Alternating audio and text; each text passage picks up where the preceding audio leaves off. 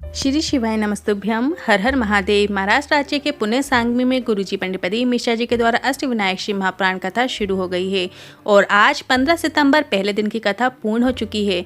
ये 7 दिवसीय शिव महापुराण कथा है, मतलब 7 दिनों की शिव महापुराण कथा है जो कि 7 दिनों तक चलने वाली है। 15 सितंबर से 21 सितंबर तक दोपहर में 1 बजे से 4 बजे तक आस्था चैनल यूट्यूब के माध्यम से देखी जा सकती है। आज की कथा बहुत ही अधिक रोचक जानकारियों से भरपूर थी, जिसमें बहुत अधिक रोचक पत्र पढ़े गए और अष्टविनायक और मयूरेश्वर विनायक से जुड़ी कुछ रोचक जानकारियां गुरुजी ने दी है। साथ ही कल 16 सितंबर को गुरुजी का पिछली कथाओं में बताया गया सबसे आसान धन प्राप्ति उपाय की जानकारी आपको इस वीडियो के अंत में हम देने वाले हैं, जिसके लिए आपको 16 सितंबर को शाम के समय प्रदोष काल के समय वो उपाय करना है। आज 15 सितंबर की कथा में गुरुजी ने 15 उपाय पत्र उपयोगी जानकारियाँ दी हैं। सभी की जानकारी आपको इसी वीडियो के माध्यम से प्राप्त हो जाएगी। किसी कारणवश यदि आपने आज की कथा नहीं सुनी है तो इस छोटे से वीडियो में आपको पूरी कथा का आज का सार प्राप्त हो जाएगा। आज का प्रश्न इस प्रकार है, गणेश जी को अष्टविनायक क्यों कहा जाता है? जिसके ऑप्शंस इस प्रकार हैं। ए 8 अवतारों के कारण, बी 8 शीश होने के कारण। आप इस प्रश्न का उत्तर कमेंट के जरिए हमें भेज सकते हैं और हम इस प्रश्न का उत्तर कल के वीडियो में आपको बताएंगे। तो बढ़ते हैं आज की कथा की पहली जानकारी की ओर। भूलवश भी अगर हम भोलेनाथ के मंदिर के सामने से निकल जाते हैं या भूलवश भी अगर हम भोलेनाथ के पास चले जाते हैं, भोलेनाथ के मंदिर चले जाते हैं, तो एक बात तो निश्चित है, भोलेनाथ की कृपा ज़रूर आपको प्राप्त होने वाली है। भोलेनाथ कृपा ज़रूर करते हैं।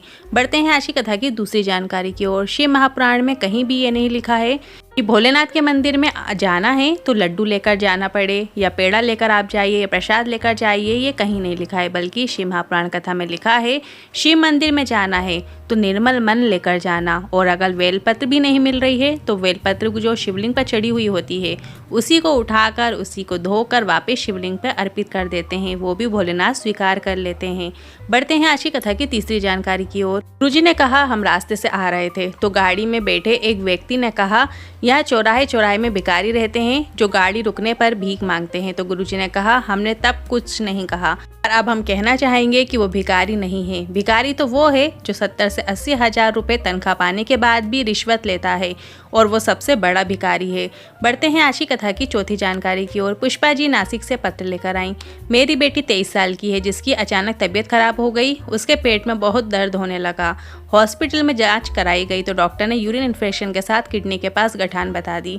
इसके बाद 15 दिन की दवाई दी गई पर आराम नहीं मिला। डॉक्टर ने किडनी की गठान का ऑपरेशन का बोल दिया। हमने डॉक्टर से 15 दिन का समय लेकर आ गए। हमारे एक पड़ोसी ने कहा अगर कहीं कथा पंडाल में बैठकर कथा सुनने को मिले उसका बहुत महत्व होता है। इसके बाद हमने सीहोर कुबेश्वर धाम जाकर रुद्राक्ष लेकर आ गए। उसे पानी में गलाकर शिवलिंग पर चढ़ाकर उस जल को बेटी को औषधि रूप में देते थे। इसके बाद हम डॉक्टर के पास ऑपरेशन के लिए गए तो डॉक्टर ने कहा गठान गल चुकी है और बेटी पूरी तरह से स्वस्थ है। उसी का आभार व्यक्त करने आज हम कथा पंडाल में आए हैं। बढ़ते हैं आज की कथा की 5वीं जानकारी की ओर। पूजा जी पत्र लेकर आई। परभनी की कथा जो हो रही थी तो हमने हमारे पति से कथा में जाने को कहा। पति ने कहा कई कथाएं होती रहती हैं। हमने कहा कथा पंडाल में बैठकर कथा सुनने से हर मनोकामना पूरी होती है। तो पति हंसने लगे और हमें कथा में लेकर नहीं गए। वो कथा छूट गई। इसके बाद संभाजी नगर में कथा हुई। हमने फिर से पति से कहा, वो फिर मना करने लगे और हमने जैसे तैसे एक दिन की कथा पंडाल में बैठकर सुनी और अपनी कामना कर ली। और पति से भी कामना करने को कहा और कहा अगर आपकी कामना पूरी हुई तो अगली कथा आसपास जहाँ पर भी होगी पूरे 7 दिन की कथा पंडाल में बैठकर श्रवण करेंगे। और मेरे पति महाराष्ट्र पुलिस में थानेदार के पद में सिलेक्ट हो गए हैं। उसी का आभार व्यक्त करने कथा पंडाल में आए हैं। बढ़ते हैं आज की कथा की 6वीं जानकारी की ओर। अंकिता जी पत्र लेकर आई। हमारे पति बाहर रहते हैं और संतान का सुख भी नहीं था।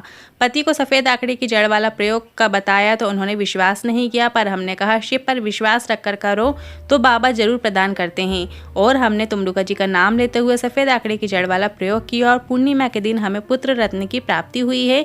उसी का आभार व्यक्त करने कथा पंडाल में आए हैं। बढ़ते हैं आज की कथा की 7वीं जानकारी की ओर।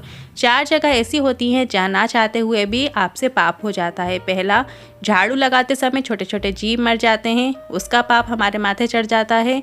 दूसरा, अग्नि जलाते समय, चूल्हा या गैस जलाते समय छोटे छोटे पतंगे मर जाते हैं, उसका पाप भी हमको लगता है। तीसरा, पानी भरते समय, कपड़े धोते समय, स्नान करते समय, पोछा लगाते समय छोटे छोटे जीव मर जाते हैं, उसका पाप भी हमारे माथे लगता है। चलते समय पाँव के नीचे जो छोटे छोटे जीव आ जाते हैं, जाने अनजाने में वो मर जाते हैं, उसका पाप भी हमें लगता है। बढ़ते हैं आज की कथा की 8वीं जानकारी की ओर। खाना बनाते समय स्त्रियों के हाथ में चिमटा क्यों होता है?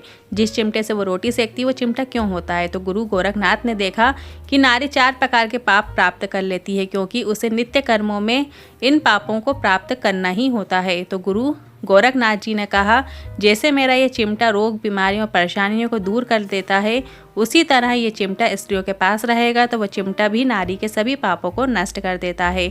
हर घर के रसोई घर में, हर घर के किचन में ये चिमटा ज़रूर होना चाहिए। बढ़ते हैं आज की कथा की 9वीं जानकारी की ओर। कितना भी पाप मस्तक में क्यों ना हो, पर अगर हम शिवलिंग पर एक बेलपत्र चढ़ा देते हैं और शिवलिंग पर 1 लोटा जल चढ़ा देते हैं और उस जल को हम औषधि रूप में प्राप्त करके अपने ऊपर छिड़क लेते हैं या आचमन कर लेते हैं, तो हमारे जीवन में जो भी पाप होते हैं वो नष्ट हो जाते हैं, परेशानियों का नाश हो जाता है और रोग मुक्ति प्राप्त होती है। करते हैं आज की कथा की 10वीं जानकारी की ओर। अष्टविनायक में सबसे प्रबल मयूरेश्वर विनायक हैं, जहाँ के वृक्ष भी मोर का रूप लेकर भोलेनाथ को आवाज लगाते हैं। मयूरेश्वर विनायक में प्रथम विनायक होते हैं।